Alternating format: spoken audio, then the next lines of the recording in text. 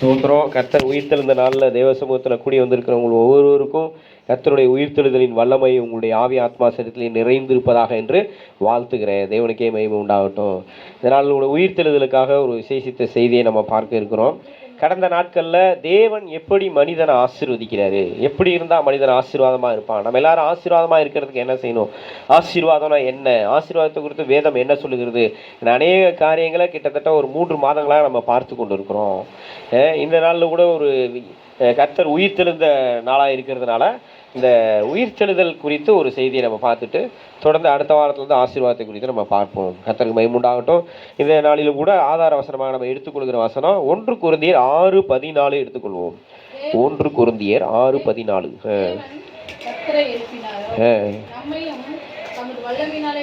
அல்லேலூயா, ஆமென். தேவன் கர்த்தரை எழுப்பினாரே. 231 பக்கம் புதிய ஏற்பாடில் வசனங்களை குறிச்சிக்கோங்க. நீங்கள் சிரமப்படாதீங்க, வீட்டில் போய் பொறுமையாக உட்காந்து என்ன செய்யுங்க, வாசிங்க. 231 பக்கம். கர்த்தருக்கு மகிமை உண்டாகட்டும். அப்போ அங்கே வேத வசனம் என்ன சொல்லுது, தேவன் கர்த்தரை எழுப்பினாரே. இது தேவன் யாருன்னா பிதாவாகிய தேவன். இது தேவன் யாரு, பிதாவாகிய தேவன். பிதாவாகிய தேவன் உலகெல்லாம் உண்டாகிறதுக்கு முன்னதாகவே, வானம் பூமி சமுத்திரம்லாம் உண்டாகிறதுக்கு முன்னதாகவே என்ன சொல்றாரு, இயேசுவை என்ன செய்யணுங்கிறாரு, உயிரோட எழுப்ப வேண்டும் என்ற திட்டம் அவரிடத்தில் இருந்தது. இயேசுவை என்ன செய்யணும், உயிரோட எழுப்பணும். சங்கீதம் 2 எடுத்துக்குவோமா நம்ம எல்லாரும்.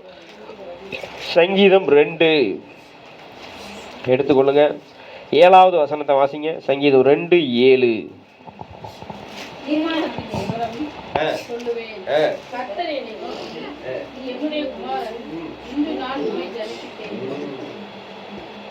அப்ப என்ன செஞ்சிட்டாரு, இயேசு கிறிஸ்துவை நோக்கி பிதா தீர்மானத்தின் விவரத்தை சொல்றாரு. இது எப்ப சொல்றாரு, நேற்று நைட் சொன்னாரா, அதான் லட்சம் ஆண்டுகளுக்கு முன்னால சொல்லிட்டாரு. பல லட்சம் ஆண்டுகளுக்கு முன்னால சொல்லிட்டாரு. இந்த வானம் பூமி சமுத்திரம்லாம் உண்டாகிறதுக்கு முன்னாலே என்ன செஞ்சிட்டாரு, பரலோகத்தில் இருக்கும்போது பிதா என்ன செய்யறாரு, குமாரனை நோக்கி தீர்மானத்தின் விவரம் சொல்லுவேன், நீர் என்னுடைய குமாரன், இன்று நான் உம்மை ஜெனிப்பித்தேன். இன்று நான் உம்மை ஜெனிப்பித்தேன் அப்படிங்கிறது என்ன அர்த்தம் குறிக்குது அப்படின்னா, இயேசு கிறிஸ்துவை ஒரு நாள் வரும்போது தேவன் உயிரோடு கூட எழுப்புவார். அந்த தேவ திட்டத்தை குமாரனிடத்துல வெளிப்படுத்துகிறாரு. அந்த தேவ சித்தத்தை வெளிப்படுத்துகிறார். அந்த தேவ தீர்மானத்தை வெளிப்படுத்துகிறாரு. அதே மாதிரியே காலம் நிறைவேறின போது ஸ்திரியின் வித்துவாக தேவகுமாரன் என்ன செஞ்சாரு, மனுஷகுமாரன் அந்த பூமியில பிறந்தாரு, வளர்ந்தாரு, வாழ்ந்தாரு, ஊழியம் செஞ்சாரு. அவரு நமக்காக, நம்ம எல்லாருக்காக ஜீவனை கொடுத்தாரு. அவருடைய சரீரம் கல்லறையில் வைக்கப்பட்டது. 3ஆம் நாளில் தேவனை என்ன செஞ்சாரு, சொன்னபடியே தம்முடைய குமாரனை அவருடைய வல்லமையினால உயிரோடு கூட எழுப்பினாரு. சரிங்க, இப்ப ஏங்க, எதுக்காக இயேசுவை பிதா உயிரோட எழுப்பணும், எதுக்காக இயேசு பிதா உயிரோட எழுப்பினாரு?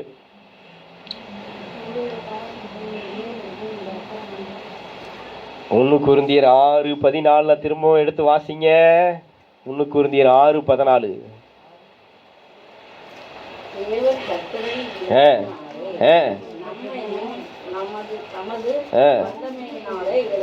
நம்மையும் எழுப்புவார். அல்லேலூயா, ஆமென். இயேசு கிறிஸ்துவை எதனால எழுப்பினார் பிதா, வல்லமையினால எழுப்பினார். எதனால எழுப்பினாரு, இன்னைக்கு என் பையன் தூங்கிட்டான்னு வைங்களேன், அவனை எழுப்புறதுக்கு கொஞ்சம் வல்லமை தேவைப்படுது. தம்பி எந்திரிப்பா, ஒரு 5 நிமிஷம்ப்பா. என்னது, தம்பி எந்திரிப்பா, ஒரு 10 நிமிஷம்ப்பா. என்ன செய்யும், பொதுவாக சொல்கிறேன், உன்னை எல்லாரையும் என் பையனை பார்க்காதீங்க, பாவா வீட்டில் வந்து என்னை திட்டுவா, அப்போ பிடிச்சது. பொதுவாக எல்லாருமே எந்திரிக்கும் போது என்ன செய்யணும் அப்படின்னா, தூக்கத்துலேருந்து எழுப்புறத சொல்கிறேன். தூக்கத்துலேருந்து எழுப்புனா என்ன வேணும், நைட்டு சொல்லுவான், நீ எந்திரிக்கிற சுடுதண்ணியை மூஞ்சில் ஊற்றிடுவேன் அப்படிம்பாங்க. என்னது, அந்த சூடு, அந்த ஒரு பவர் வந்தால் தான் என்ன செய்யும், எந்திரிச்சு என்ன செய்யும், சுறுசுறுப்பு வரும். அப்போ தூங்கி எந்திரிக்கிறதுக்கே என்ன தேவைப்படுது, ஒரு பவர் தேவைப்படுது. இல்லைன்னா 2 அடியாவது வைக்கணும். இல்லைனா தூங்கிட்டே தான் இருப்பாங்க. எந்திரா அப்படின்னு சொல்லணும், ஃபேனை ஆஃப் பண்ணணும், இல்லைனா என்ன செய்யணும், லைட்டை போடணும். இந்த மாதிரி சில வேலைகள்லாம் நம்ம பண்ண வேண்டியதாக இருக்குது தூங்கி எழும்புறதுக்கே. அப்போ மரணத்திலிருந்து உயிரோடு எழும்புறதுக்கு பிதாவாகிய தேவன் என்ன வேலைகளை செஞ்சிருப்பாரு, அதுக்கு பேர் தான் என்னது, வல்லமை. அதுக்கு பேர் தான் என்னது? வல்லமை. அந்த வல்லமை தான் இயேசுவை உயிரோடு எழுப்பியது. அந்த வல்லமை தான் ஒரு நாள் இயேசு வரும்போது நம்மையும் உயிரோடு என்ன செய்யும்? எழுப்போம். இதுதான் கிறிஸ்தவ நம்பிக்கை. கிறிஸ்தவ நம்பிக்கைங்கிறது என்னது? இதுதான். அப்ப இயேசு பிறந்தது, நல்லா கவனிங்க, இயேசு பிறந்தது எதற்காக சொல்லுங்க பாப்போம். இயேசு எதுக்காக பிறந்தாரு? இயேசு எதுக்காக பிறந்தாரு? மரிக்கிறதற்காக பிறந்தார். எதுக்காக பிறந்தாரு? எதுக்காக மரித்தாரு? உயிரோடு எழுந்ததற்காக. அல்லேலூயா. நம்மலாம் ஏன் பிறந்தோன்னே தெரியல. நம்மலாம் நான் எப்போ இயேசுவை ஏற்றுக்கொள்றதுக்கு முன்னால இப்போ சொல்லிடாதீங்க. ஏன்னா நமக்கு ஒரு நம்பிக்கை உண்டு. அல்லேலூயா. ஏன்னா இயேசுவை எப்படி உயிரோடு எழுப்பினாரோ அதே மாதிரி நம்மளையும் எழுப்புவார். அந்த ஒரே ஒரு கோல், அந்த ஒரே ஒரு பாயிண்ட்டை பார்த்தா நம்ம என்ன செஞ்சிட்டு இருக்கிறோம்? போயிட்டு இருக்கிறோம். அதுதான் நம்மை குறித்ததான பரம அழைப்பு. அல்லேலூயா. பக்கத்தில் இருக்கவங்களை கை கொடுத்து சொல்லுங்க, உங்களை குறித்த பரம அழைப்பு என்ன தெரியுமா? இயேசு வரும்போது உங்களை தேவன் உயிரோடு எழுப்புவார். இயேசு வரும்போது தேவன் உங்களை என்ன செய்வார்? எழுப்புவார். வல்லமையினாலே. எதனால எழுப்புவாரா? வல்லமையினாலே எழுப்புவார். அப்ப யோசிச்சு பாருங்க, இயேசு உயிரோடு எழுந்தப்ப தேவன் அவருடைய வல்லமையினால 3ஆம் நாள் உயிரோடு எழுப்பிட்டாரு. அதே மாதிரி நம்மளையும் உயிரோடு எழுப்புவாராம். அல்லேலூயா. எப்படி இயேசு உயிர்த்தெழுந்தாரோ அப்படி நாம ஒரு நாள் என்ன செய்ய போறோம்? உயிரோடு எழப்போகிறோம். அது பிதாவாகிய தேவன் நம்ம குமாரனாகிய கர்த்தராகிய இயேசுக்குள்ள நம்ம எல்லார் மேலே வைத்திருக்கிற தீர்மானமாக இருக்கிறது. அல்லேலூயா. முதல்ல இயேசு ஒருத்தரை மாத்திரம் இதா என்ன செஞ்சாரு? உயிரோட எழுப்பினாரு. அதுக்கப்புறம் சபையாக பல ஆயிரம் லட்சக்கணக்கான பரிசுத்தவான்கள் என்ன செய்வாரு? அவர் கர்த்தராகிய இயேசு கிறிஸ்துவுடைய ரகசிய வருகையில உயிரோடு எழுப்புவார். அந்த நாளை தான் நம்ம எல்லாரும் எதிர்கொண்டு போய்கொண்டு இருக்கிறோம். இதெல்லாம் பிதாவினுடைய தீர்மானமாக இருக்கிறது. இதெல்லாம் என்னவா இருக்குது? பிதாவினுடைய தீர்மானம். இதெல்லாம் வந்து என்ன செய்யவே செய்யாது, பார்த்துக்கலாம் போய்க்கலாம்லாம் கிடையாது. டான் நொடி மாறாமல் என்ன செய்யும்? அந்த வேலையில் நடந்துக்கிட்டே இருக்கும். ஒரு செகண்டு கூட மாறாது. காலம் நிறைவேறின போது ஸ்திரீனிடத்தில் என்ன செஞ்சாரு? ஸ்திரீன் வித்தாக அவர் எப்படி பிறந்தாரோ அதே போல காலம் நிறைவேறின போது என்ன சொன்னாரு? எல்லாம் முடிந்தது. பிதாவே உம்முடைய கைகள் என் ஜீவனை கொடுக்கிறேன்னு சொல்லி என்ன செஞ்சாரு? உயிரை கொடுத்தாரு. அதே போல சொன்னபடியே உயிர் தெழுந்தாரு. அவர் சொன்னபடியே நம்ம எல்லாரும் உயிரோடு எழுப்புவார். அல்லேலூயா. ஆமென். இதான் பிதாவாகிய தேவனுடைய உயிர்த்தெழுதல்ல பிதாவாகிய தேவனுடைய தீர்மானம். பிதாவாகிய தேவனுடைய தீர்மானம். யோவான் 10:17 எடுத்து வாசிங்க. சுவிசேஷ புஸ்தகத்தில் தேடி பாருங்க, கிடைக்கும். யோவான் புஸ்தகம், யோவான் 10:17. யோவான் 10:17 140.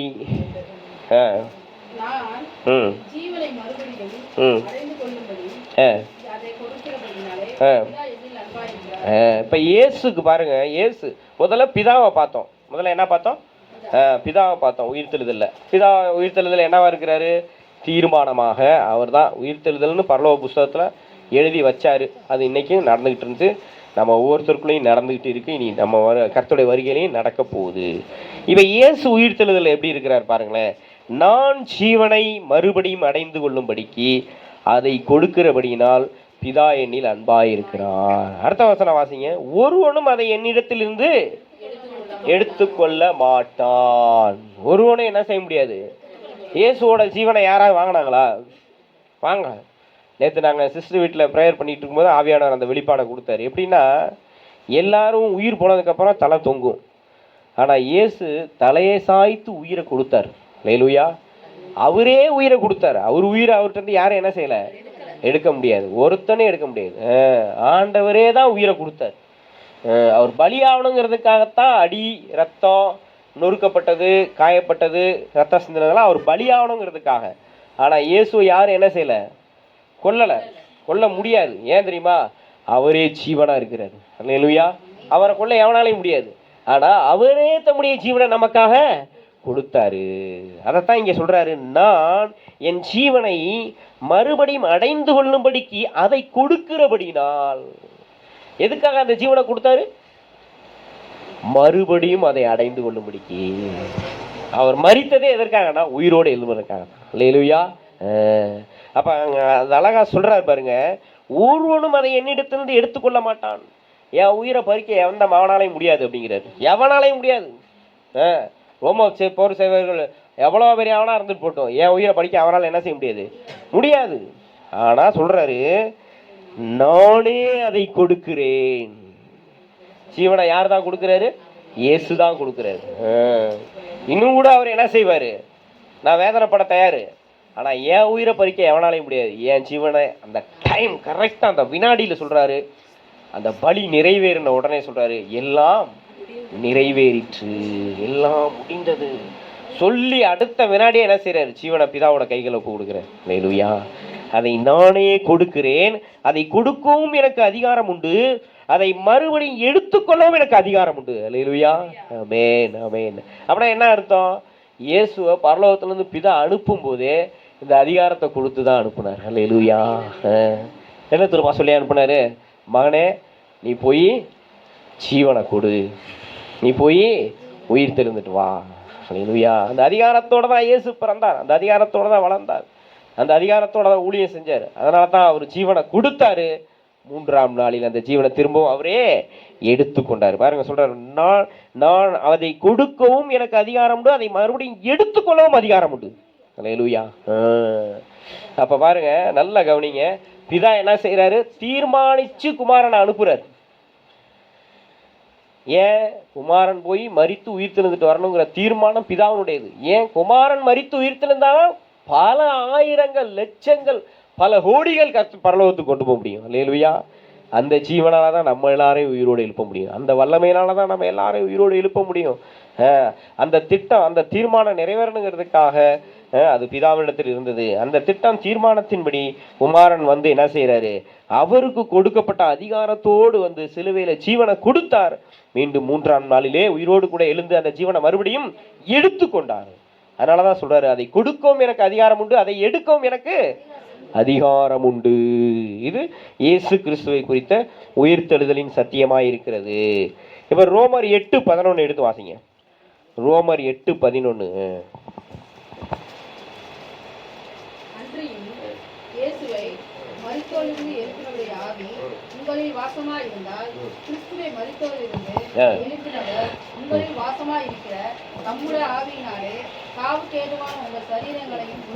அல்லேலூயா. பாருங்க, 3ஆவதாக ஆவியானவர் உயிர்த்தெழுதல்ல பங்காற்றுகிறார். ஆவியானவர் உயிர்த்தெழுதல் என்ன செய்யறாரு, செயல்படுகிறார். எப்படி செயல்படுகிறாரு பாருங்க, அன்றியும் இயேசுவை மரித்தோரிலிருந்து எழுப்பினவருடைய ஆவி உங்களில் வாசமாயிருந்தால், கிறிஸ்துவை மரித்தோர்ந்து எழுப்பினவர் உங்களில் வாசமாயிருக்கிற தம்முடைய ஆவியினாலே சாவுக்கு ஏதுவான உங்கள் சரீரங்களை உயிர்ப்பிப்பார். அல்லேலூயா. அப்ப இயேசு கிறிஸ்துனுடைய சரீரம் என்ன ஆயிடுச்சு, உச்சன் தலைந்து உள்ளங்கால் வரைக்கும் காயங்களும் ரணங்களும் இரத்த கசிவுகளுமாக அந்த சரீரத்தில் இருந்த ஜீவன் கொடுக்கப்பட்டதுனால அந்த சரீரம் வந்து பிரேதமாக அது என்ன செய்யப்படுது, சிலுவிலிருந்து இறக்கப்பட்டு கல்லறையிலே அடக்கம் பண்ணப்பட்டது. அந்த சாவுக்கு ஏதுவான சரீரத்தை ஆவியானவர் என்ன செஞ்சார், 3ஆம் நாள்ல உயிரோடு எழுப்பினார். அதே மாதிரி தான் இந்த சாவுக்கு ஏதுவான சரீரத்தையும் ஆவியானவர் உயிரோடு எழுப்புவார். அப்போ என்ன செய்யணும் அப்படின்னா, ஆவியானவர் நமக்குள்ளே வாசம் பண்ண வேண்டும். அல்லேலூயா. அப்போ அந்நிய பாச அடையாளத்தோட பரிசுத்தாவியை பெற்றுக்கொண்டு ஆவியானவர் நமக்குள்ள வாசம் பண்ணும் போதுதான் கர்த்தருடைய வருகையிலே நாம் உயிரோடு கூட எழுப்பப்பட முடியும். எப்பங்க எனக்கு அந்நிய பாஷை கிடைக்கும், எனக்கு எப்பங்க பரிசுத்தாவி கிடைக்கும்? நீங்கள் எப்போ மனம் திரும்புகிறீங்களோ, நீங்கள் எப்போ பாவ மன்னிப்பை பெற்றுக்கொள்கிறீங்களோ, நீங்கள் எப்போ ஞானஸ்தானம் பெற்றுக்கொள்கிறீங்களோ, நீங்கள் எப்போ புதிய ஏற்பாட்டு புது உடன்படிக்கையில் இணைக்கப்பட்டு அதற்கேற்ப வாழ உங்களை முழு இருதயத்தோடு ஒப்பு கொடுக்குறீங்களோ, தாகம் உள்ளவன் மேல் தண்ணீரை ஊற்றுவேன்னு சொன்னார். ஆவியானவர் வந்து உங்கள் மேலே இறங்குவார். ஏன் இறங்குவார்? உயிர்த்தெழுந்த இயேசுவை நீங்கள் விசுவாசிப்பதனால். அல்லேலூயா. எப்போ நம்ம ஆவியானவர் நம்ம கூட வந்து தங்குவார், வாசம் பண்ணுவார்னா, இயேசு உயிர் தெழுந்துட்டாரு. இயேசு என்ன தெழுந்துட்டாரு? உயிர் தெழுந்துட்டாரு. அதை நாம சாட்சியாக அறிவிக்க வேண்டும். இயேசு உயிர் தெழுந்துட்டாருங்கிறத அப்போஸ்தலர்கள் என்ன செஞ்சாங்க? சாட்சியாக அறிவித்தாங்க. எடுத்து வாசிங்க அப்போஸ்தலர்கள் 3:15.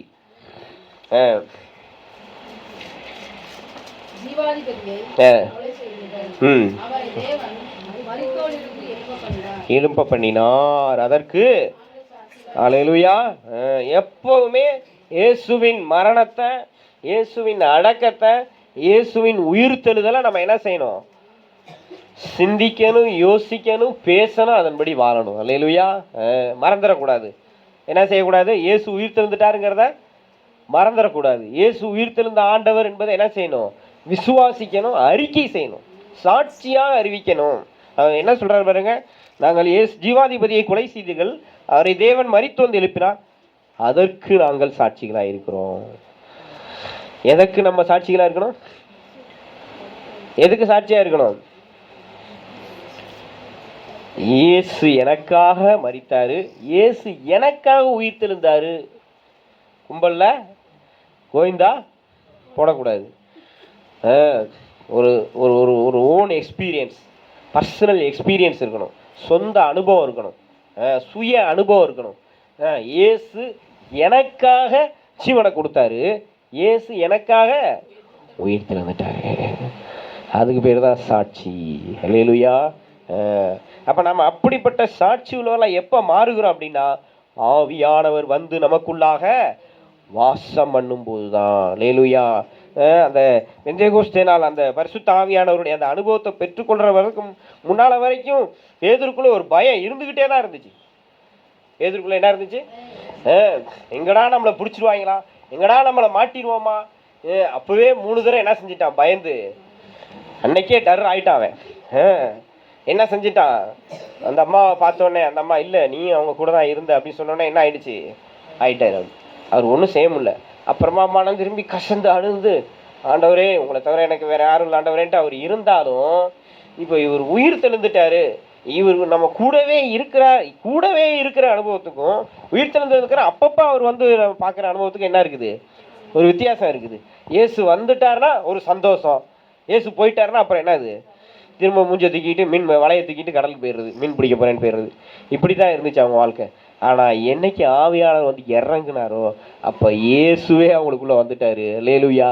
இப்போ தைரியமா சொல்றான், நீங்கள் மரத்திலே தூக்கி கொலை செய்த இயேசுவை தேவன் கிறிஸ்துவும் ஆண்டவரும் ஆக்கினார், நாங்கள் அவரையே அறிவிக்கிறோம் அப்படின்னு சொல்லி என்ன செய்யறான்? தைரியமா சொல்றான். கூப்பிட்டு என்ன செய்யறாங்க? 2 சாத்தி நீங்கள் இயேசுவை சொல்லக்கூடாதுன்னு சொன்னா, நான் என்ன, நாங்கள் இயேசுக்காக சாவ கூட சம்மதியாக இருக்கிறோம், நீ அடித்தாலும் நாங்கள் என்ன செய்ய மாட்டோம், இயேசு அறிவிக்கிறத நிறுத்த மாட்டோம் அப்படின்னு சொல்லி அவருடைய உயிர் தெழுதலை அவங்க என்ன செஞ்சாங்க? அறிவித்தார்கள். ஒரு வசனத்தை கூட எடுத்து வாசிங்க. அப்போஸ்தலர் நடவடிக்கைகள் 4:33 எடுத்து வாசிங்க. அப்போஸ்தலர் நடவடிக்கைகள் 4:33.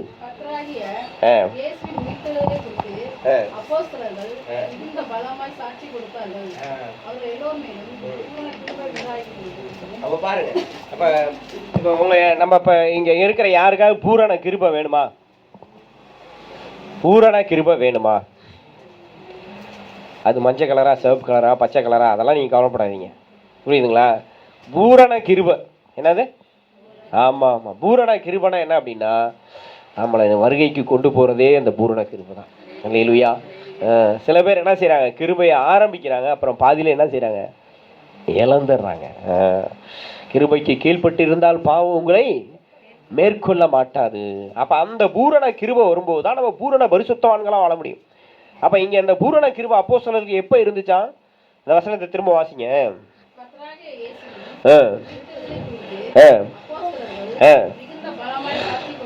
மிகுந்த பலமா சாட்சி கொடுக்கணும். உயிர்த்தெழுதலை குறித்து எப்படி சாட்சி கொடுக்கணும்? உயிர் திறந்துட்டாரு அப்படிலாம் சொல்லக்கூடாது. இயேசு உயிர் தெழுந்துட்டார் அப்படிங்கிறோம். எப்படி சொல்லணும்? ஏங்க இயேசு உயிர் தெழுந்துட்டார் சொல்றது உங்களுக்கு வெக்கமா இருக்கா, கூச்சமா இருக்கா, சந்தேகமா இருக்கா, பயமா இருக்கா? அதெல்லாம் பழைய ஆளுக்கு தான். இப்போ நான் யாரு? கிறிஸ்துவுக்குள்ள புது ஆள். இப்போ எனக்குள்ள ஆவியானவர் இருக்கிறார். எப்படி சொல்லணும்? தைரியமா சொல்லணும். இத்தனை ஆயிரம் பேர் மத்தியிலையும் சொல்லி என்ன சொல்லணும்? தைரியமா சொல்லணும். இயேசு உயிர் தெழுந்துட்டாரு சொன்னா மட்டும் போத்தாது, இயேசு உயிர் தெழுந்துட்டாருங்கிறத நம்முடைய செயல்களில் காண்பிக்க வேண்டும். இயேசு உயிர் தெழுந்துட்டாருங்கிறத நம்ம இருதயத்துல எப்போதும் என்ன செய்யணும்? ஸ்திரமாக வைத்து கொள்ள வேண்டும். அப்பதான் அந்த பூரண கிருபை நம்ம ஆவி ஆத்மா சரீரத்துல இறங்கும். அப்போஸ்தலர் நடவடிக்கைகள்ல 3வது அதிகாரம் 26 வசனத்தை வாசிங்க. உயிர்த்தெழுந்ததுனாலதான் நம்ம எல்லாருக்கும் பூரண கிருபை. முதலாவது ஆசீர்வாதம் பார்த்தோம். 2வது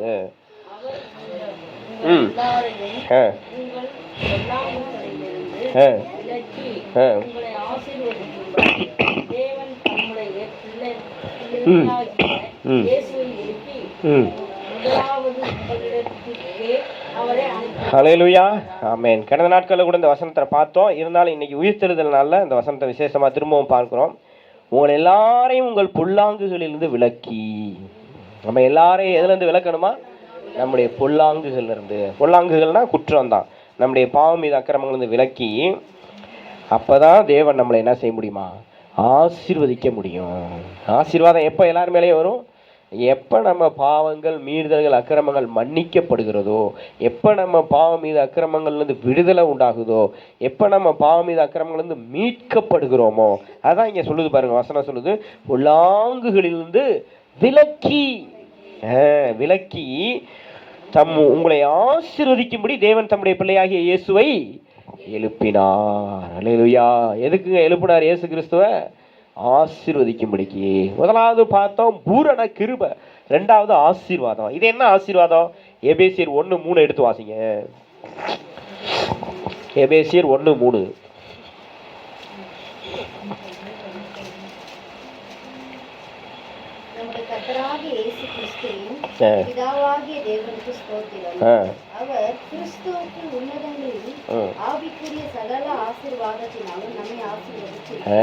எப்படி ஆசீர்வதிச்சிருக்கிறாரு? ஆவிக்குரிய சகல ஆசீர்வாதத்துல ஆசீர்வதிச்சிருக்கிறாரு. அந்த வசனத்துல ஆசீர்வதிப்பார்னு போட்டிருக்கா, ஆசீர்வதித்திருக்கிறார்னு போட்டிருக்கா. ஆசீர்வதித்து இருக்கிறார்னா என்ன அர்த்தம் அப்படின்னா, என்னைக்கு இயேசு உயிர் தெழுந்துட்டாருன்னு விசுவாசிச்சு நம்ம அதன்படி வாழ ஆரம்பிச்சிட்டோமோ, அன்னையிலிருந்து தேவன் நம்மளை ஆசீர்வதிச்சிட்டார். அல்லேலூயா. இனி ஆசீர்வாதம் தான். என்ன ஆசீர்வாதம்னா ஆவிக்குரிய ஆசீர்வாதங்கள். அல்லேலூயா. ஆவிக்குரிய ஆசீர்வாதங்கள் அநேக ஆசீர்வாதங்கள் இருக்குது. ஒரு 7 காரியத்தை மனமடன்னு சொல்றேங்க, நல்லா கவனமா கேளுங்க. நாம தேவனுடைய பிள்ளைகளா இருப்பது ஆவிக்குரிய ஆசீர்வாதம். நம்ம பாவங்கள் மீது அக்கிரமங்கள் மன்னிக்கப்பட்டிருப்பது ஆவிக்குரிய ஆசீர்வாதம். நாம பரிசுத்த ஆவியை பெற்றுக்கொண்டிருப்பது ஆவிக்குரிய ஆசீர்வாதம். தேவனுடைய கிருபை நம்ம வாழ்க்கையில உண்டாயிருக்கிறது ஆவிக்குரிய ஆசீர்வாதம். தேவனுடைய அந்த வரங்கள் வல்லமைகள் நம்ம வாழ்க்கையில உண்டாயிருப்பது ஆவிக்குரிய ஆசீர்வாதம். தேவனுக்காக கனி கொடுப்பது ஆவிக்குரிய ஆசீர்வாதம். கிறிஸ்துவின் சரீரமா இருப்பது ஆவிக்குரிய ஆசீர்வாதம். இது மாதிரி இன்னும் அநேக ஆசீர்வாதங்கள் இருக்குது. இந்த ஆசீர்வாதங்களை எல்லாம் தேவன் நமக்கு யாருக்குள்ள வச்சிருக்கிறாரா? கிறிஸ்துவுக்குள்ளாக. ஏன் கிறிஸ்துவுக்குள்ளாக வச்சிருக்கிறாரு? ஆபிரகாமுக்குள்ள வச்சிருக்க வேண்டியதானே? மோசேக்குள்ள வச்சிருக்க வேண்டியதானே? தாவீதுக்குள்ள வச்சிருக்க வேண்டியதானே? ஏன் கிறிஸ்துக்குள்ள வச்சிருக்கிறாரு? தாவீது, மோசே, ஆபிரகாம் இவங்கெல்லாம் மரிச்சு என்ன செஞ்சிட்டாங்க? மரிச்சிட்டாங்க. அவ்வளவுதான். அவங்களாம் யாருமே என்ன செய்யல? உயிர்த்தெழல. ஆனா இயேசு 3ஆம் நாளில் உயிர்த்தெழுந்தார். அல்லேலூயா. அப்ப அந்த இயேசுக்குள்ளதான் இந்த உலகத்துல பிறக்கிற எல்லா மனுஷனுக்கும் ஆவிக்குரிய ஆசீர்வாதங்கள் இருக்கிறது. பாவம் மன்னிக்கப்படணுமா? இயேசுகிட்ட தான் வரணும். பரிசுத்தமாகணுமா? இயேசுகிட்ட தான் வரணும். கிருபை வேணுமா? இயேசுகிட்ட தான் வரணும். தெய்வீக அன்பு வேணுமா? இயேசுகிட்ட தான் வரணும். என்ன வேணும்? ஆவிக்குரிய காரியங்கள் எல்லாவற்றிற்கும் ஊற்றுக்காரணராக ஆசீர்வாதமாக யார் இருக்கிறார்னா இயேசு இருக்கிறாரு. ஏங்க? அவர் 3ஆம் நாள்ல உயிரோடு கூட எழுந்தாரு. அவர் உயிர் தெழுந்ததுனால நமக்கு பூரண கிருபை. அவர் உயிர் தெழுந்ததுனால நமக்கு ஆவிக்குரிய ஆசீர்வாதங்கள். ஆவிக்குரிய ஆசீர்வாதங்கள். ஒவ்வொரு ஆசீர்வாதத்தையும் நீங்க என்ன செய்யணும்? நல்லா அறிந்து பெற்றுக்கொள்ள வேண்டும். ஆவிக்குரிய ஆசீர்வாதம் அநேக ஆசீர்வாதங்கள் இருக்கு வேதத்துல. அப்ப இந்த ஆவிக்குரிய ஆசீர்வாதங்கள் உங்க வாழ்க்கையில வரும்போதுதான் நித்திய ஆசீர்வாதங்களை பெற முடியும். அல்லேலூயா. நித்திய ஆசீர்வாதங்கள். பரலோகத்துல போனீங்கன்னா நமக்கு ஒரு நீதியின் கிரீடம் இருக்குது, நமக்கு ஒரு ஜீவ கிரீடம் இருக்குது, ஒரு மைமையின் கிரீடம் இருக்குது, வெண் வஸ்திரங்கள் இருக்குது, நமக்கு அழகான ஜீவ விருட்சத்தின் கனி இருக்குது, அருமையான 12 விதமான ஜீவ விருட்சத்தின் கனிகள். ஒருவருக்கும் தெரியாத புது நாமத்தை நமக்கு வைத்திருக்கிறாரு. தங்க வீதியில நம்ம என்ன செய்ய போறோம்? ஜாலியா நடக்க போறோம். அவரோடு கூட சிங்காசனத்துல உட்கார்ந்து என்ன செய்ய போறோம்? ஆளுகை செய்ய போறோம். இதெல்லாம் என்னது? நித்திய ஆசீர்வாதங்கள். இந்த நித்திய ஆசீர்வாதங்களை பெறதுக்காகத்தான் இயேசு என்ன செஞ்சார்? உயிரோடு எழுந்தார். இந்த நித்திய ஆசீர்வாதம் வேணா நாமளும் உயிரோடு எழும்பணும். அதற்காகத்தான் இயேசு உயிரோடு கூட எழுந்தார். அப்போ ஆண்டவர் நமக்கு பாருங்க, முதலாவது பூரண கிருபையை தருகிறார். அவருடைய உயிர்த்தெழுதலை குறித்து எப்படி சாட்சி கொடுக்கணும்? பலமாக சாட்சி கொடுக்கணும். எப்படி சாட்சி கொடுக்கணும்? ஏண்டா முதலாம் எங்கள் கூட உட்காந்து தம் அடிப்ப தண்ணி அடிப்ப, இப்போ ஏண்டா வரமாட்டேங்கிறேன்னா இயேசு உயிர் தெழுந்துட்டார். அல்லேலூயா. நான் இனிமேல் என்ன செய்ய மாட்டேன்? இதெல்லாம் செய்ய மாட்டேன். அப்போ நம்ம வாழ்க்கையில் ஒரு மாற்றத்தை உண்டாக்குகிறது. இயேசு உயிர்த்தெழுதல் நம்ம வாழ்க்கையில் என்னத்தை உண்டாக்குது? ஒரு மாற்றத்தை, ஒரு புரட்சியை உண்டுபடுது, ஒரு சீர்திருத்தத்தை உண்டுபடுது. நானாகவே இருக்க மாட்டேன். அல்லேலூயா.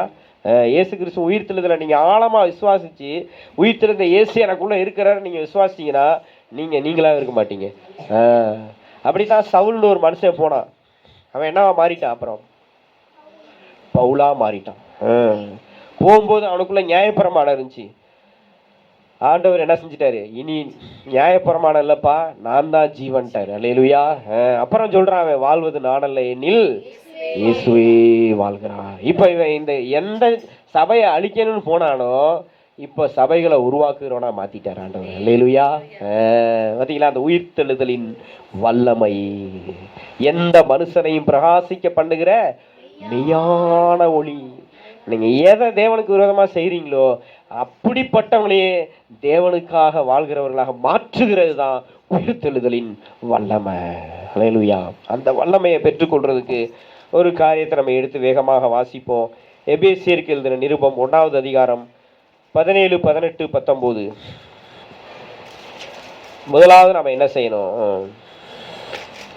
நம்முடைய கர்த்தராகிய இயேசு கிறிஸ்துவின் தேவனும் மகிமையின் பிதாவுமானவர் நம்மை நீங்கள் அறிந்து கொள்வதற்கான ஞானத்தையும் தெளிவையும் அளிக்கிற ஆவியை உங்களுக்கு தந்தருள வேண்டும் என்றும் தாம் நம்மை அழைத்ததினாலே நமக்கு உண்டாயிருக்கிற நம்பிக்கை இன்னதென்றும் பரிசுத்தவான்களின் நமக்கு உண்டாயிருக்கிற சுதந்திரத்தினுடைய மகிமையின் ஐஸ்வர்யம் இன்னதென்றும் நாம் கிறிஸ்துவை மரித்தோரிலிருந்து எழுப்பி அவரிடத்தில் நடப்பித்த தமது பலத்த சத்துவத்தின் வல்லமையை விசுவாசிக்கிறவர்களாகிய நம்மிடத்தில் காண்பிக்கும் தம்முடைய வல்லமையின் மகா மேன்மையான மகத்துவம் இன்னதென்றும் நீங்கள் அறியும்படிக்கு அவர் உங்களுக்கு பிரகாசமுள்ள கண்களை கொடுக்க வேண்டும் என்று வேண்டிக் கொள்கிறேன். பார்த்தீங்களா? இயேசுவை இந்த 19ஆம் வசனம் தான் ரொம்ப முக்கியம். அந்த வசனத்தை நல்லா கவனிங்க. 19ஆம் வசனத்தை தாம் கிறிஸ்துவை மரித்தோரிலிருந்து எழுப்பி, கிறிஸ்துவை என்ன செய்யறாரு? மரித்தோரிலிருந்து எழுப்புறார். எப்படி எழுப்புறாராம்? அவரிடத்தில் நடப்பித்த பலத்த சத்துவத்தின் வல்லமையினால. எதனால எழுப்புறாரு? அவரிடத்தில் நடப்பித்த பலத்த சத்துவத்தின் வல்லமை. உயிரோட எழுப்புறதுங்கிறது அதுக்கு ஒரு பயங்கரமான வல்லமை, அந்த தெய்வீக வல்லமை. பிதாவினுடைய வல்லமை, குமாரனுடைய அதிகாரம், ஆவியானவருடைய உயிர்ப்பிக்கிற வல்லமை. ஆவியானவர் என்ன செய்யறாரு? சாவுக்கு ஏதுவான சரீரங்களை உயிர்ப்பிக்கிறார். இது 3 இயேசுக்குள்ள வேலை செஞ்சது. பிதாவுடைய வல்லமை உயிரோட எழுப்புனுச்சு இயேசுவை. குமாரனுடைய அதிகாரம் இயேசுவை உயிரோட எழுப்புனுச்சு. ஆவியானவருடைய உயிர்ப்பிக்கிற வல்லமை இயேசுவை உயிரோட எழுப்புனுச்சு. பிதாவோட வல்லமை இயேசுனுடைய சரீரத்தை உயிர்த்தலை செஞ்சது. குமாரனுடைய அதிகாரம் இயேசுனுடைய ஆத்மாவை உயிர்த்தலை செய்தது. ஆவியானுடைய வல்லமை இயேசுவின் ஆவியை உயிர் பெற செய்தது. இப்போ இது 3 எங்கெங்க இருக்குது? இயேசுவோட சரீரம் எங்க இருக்குது? இயேசுவோட சரீரம் எங்க இருக்குது? என்னப்பா இப்படி முடிச்சிங்கன்னா, நம்ம இயேசுவோட சரீரம் கல்லறையில் இருந்துச்சு. இயேசுவோட சரீரம் எங்க இருந்துச்சு? இயேசுவோட ஆவி யார்கிட்ட இருந்துச்சு? பிதா கிட்ட இருந்துச்சு. இயேசுவோட ஆத்துமா கீழான பரதீசில் பாதாளத்தில் இருந்துச்சு. இப்போ உயிர் தெழும்போது என்ன நடந்துச்சு அப்படின்னா, பிதாவின் வல்லமை, குமாரனுடைய அதிகாரம், ஆவியானுடைய உயிர்ப்பிக்கிற வல்லமை 3 சேர்ந்து இயேசு என்ன செஞ்சாரு? வித்தின் செகண்ட்ல உயிரோட எழுந்திரிச்சிட்டார். அல்லேலூயா. இதுதான் பலத்த சத்துவத்தின் வல்லமை. இந்த பலத்த சத்துவத்தின் வல்லமையின்படியே அந்த அந்த வல்லமையின் மகா மேன்மையான மகத்துவம். அந்த வல்லமைக்கு என்ன இருக்குது? மகா மேன்மையான மகத்துவம். அந்த மகா மேன்மையான மகத்துவம் இன்னதென்று நீங்கள் அறியும்படிக்கு, அந்த மகா மேன்மையான மகத்துவம் இன்னதென்று நீங்களும் நானும் அறியும்படிக்கு பிரகாசமுள்ள மனக்கண்களை உங்களுக்கு தந்தரல வேண்டும். அல்லேலூயா. அந்த மகா மேன்மையான மகத்துவம் என்ன தெரியுமா? ஒரு நாள் இயேசு வரும்போது நானும் என்னையும் பிதாவின் வல்லமை உயிரோட எழுப்பும், குமாரனுடைய அதிகாரம் உயிரோட எழுப்பும், ஆவியானவருடைய உயிர்த்தெழுகிற அந்த சரீரத்தை உயிர்த்தெழ பண்ணுகிற அந்த வல்லமை என்னையும் உயிரோட எழுப்பும். அப்ப நான் இயேசுவோட மனவாட்டியா அந்த மணவாளனோடு கூட நான் என்ன செய்வேன்? என்றென்றைக்கு இருப்பேன். அல்லேலூயா. என் பிதாவின் வீட்டில் அநேக வாசஸ்தலங்கள் உண்டு. உங்களுக்கென்று ஒரு வாசஸ்தலத்தை நான் என்ன செய்ய போறேன்? ஆயத்தம் பண்ண போகிறேன். அந்த மணவாட்டி தான் புதிய எருசலேம். எடுத்து வாசிப்போம். வெளிப்படுத்தின விசேஷம் 21:3 வசனத்தை வாசிப்போம்.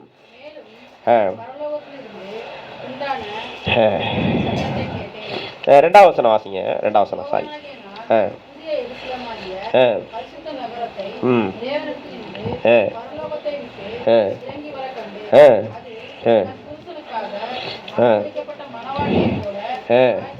அல்லேலூயா, அல்லேலூயா.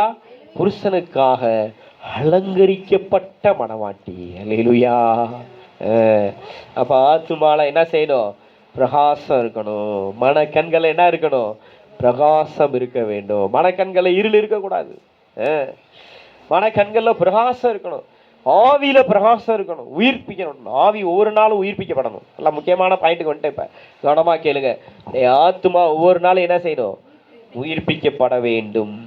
ஒவ்வொரு நாளும் ஆவி உயிர்ப்பிக்கப்பட வேண்டும். ஒவ்வொரு நாளும் சரீரம் உயிர்ப்பிக்கப்பட வேண்டும். இதைத்தான் சுத்திகரிப்புல ஆவியானவர் வெளிப்படுத்தினார். தேவனை விட்டு தூரமா போனா ஆவி ஆத்மா சரீரம் என்ன ஆயிரும்? செத்து போயிரும்.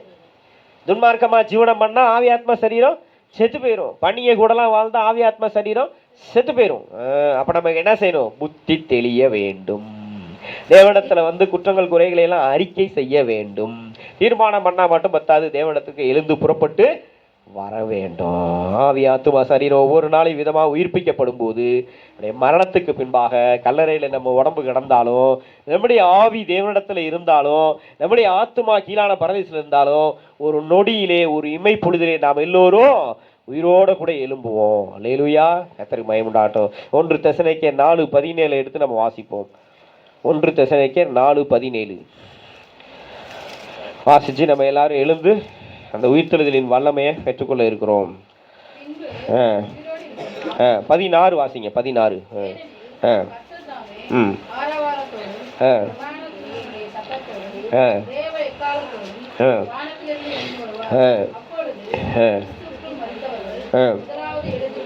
அல்லேலூயா. கிறிஸ்துவுக்குள் மரித்தவர்கள் முதலாவது எழுந்திருப்பார்கள். கர்த்தர் தாமே ஆரவாரத்தோடும் பிரதான தூதனுடைய சத்தத்தோடும் தேவ எக்காலத்தோடும் வருவார். அல்லேலூயா. இந்த 3 சத்தமும் எதை குறிக்குது தெரியுமா? இந்த 3 சத்தமும் பிதாவினுடைய வல்லமையை குறிக்குது, இயேசு கிறிஸ்துவின் அதிகாரத்தை குறிக்குது, ஆவியானவருடைய உயிர்ப்பிக்கிற வல்லமையை குறிக்குது. இந்த 3 சத்தமும் வந்த உடனே அங்க பரலோகத்திலிருந்தா யாரோட ஆவியெல்லாம் ரிலீஸ் ஆகும்? எல்லாருடைய ஆவி ரிலீஸ் ஆகும். பாதாளத்திலிருந்து ஆத்துமா ரிலீஸ் ஆகும். எல்லாம் அங்கங்க உடஞ்சி செதறி இருக்கிற எலும்புகள் எல்லாம் ஒன்னோட ஒன்னா சேரும். சேனையாய் எழும்பி மணவாட்டியாய் வசனம் சொல்லுது பாருங்க. உயிரோடு இருக்கும் நாமும் கர்த்தருக்கு எதிர்கொண்டு போக மேகங்கள் மேல் அவர்களோடு கூட ஆகாயத்தில் எடுத்துக்கொள்ளப்பட்டு எப்போதும் கர்த்தருடனே கூட இருப்போம். அல்லேலூயா. கர்த்தருக்கு மகிமை உண்டாகட்டும். நம்ம எல்லாரும் எழுந்து நிற்போமா? எல்லாரும் எழுந்து நிற்போம். இந்த செய்தியை யூடியூப்ல அப்லோட் பண்ணுவோம். திரும்ப திரும்ப கேளுங்க. இல்லை ஏதாவது சந்தேகனாலும் திரும்ப திரும்ப கேளுங்க. பிரகாசமுள்ள மனக்கண்கள் எனக்கு வேணும் ஆண்டவரேன்னு சொல்லுங்களேன். விசேஷமா கர்த்தருக்கு மகிமை உண்டாகட்டும். கர்த்தருடைய பந்தியின் வேலையா இருக்குது. இந்த உயிர்த்தெழுதலினுடைய சத்தியத்தை குறித்து நம்ம அறிந்திருக்கிறோம். அப்படியே கொஞ்ச நேரம் பந்திக்கு ஆயத்தமா இருக்கிறவர் மாத்திரம் எழுந்து நிற்கும்படி கேட்கிறேன். பந்தி முடிந்ததுன்னா எல்லாரும் எழுந்துட்டு நம்ம ஜெபிப்போம். ஒரு 10 நிமிஷத்துல கர்த்தருடைய பந்தியை நம்ம முடிக்க இருக்கிறோம். பந்திக்கு ஆயத்தமா இருக்கிறவர்கள் மாத்திரம் எழுந்து நிற்கும்படி உங்களை அன்பாய் கேட்டுக்கொள்கின்றேன். கர்த்தருடைய பந்திக்கு ஞான ஸ்நானம் எடுத்து கர்த்தருடைய ரத்தத்தை குறித்து குற்றமற்றவர்களாக, கர்த்தருடைய சரீரத்தை குறித்து குற்றமற்றவர்களாக இருக்கிற பரிசுத்தவான்கள் மாத்திரம் எழும்பி நிற்கும்படி உங்களை அன்பாய் கேட்டுக்கொள்கிறேன். கர்த்தருடைய பந்திக்கான ஆதார வசனத்தை நான் வாசிக்கிறேன். 1 கொரிந்தியர் 11:23 நான் உங்களுக்கு ஒப்புவித்ததை கர்த்தர்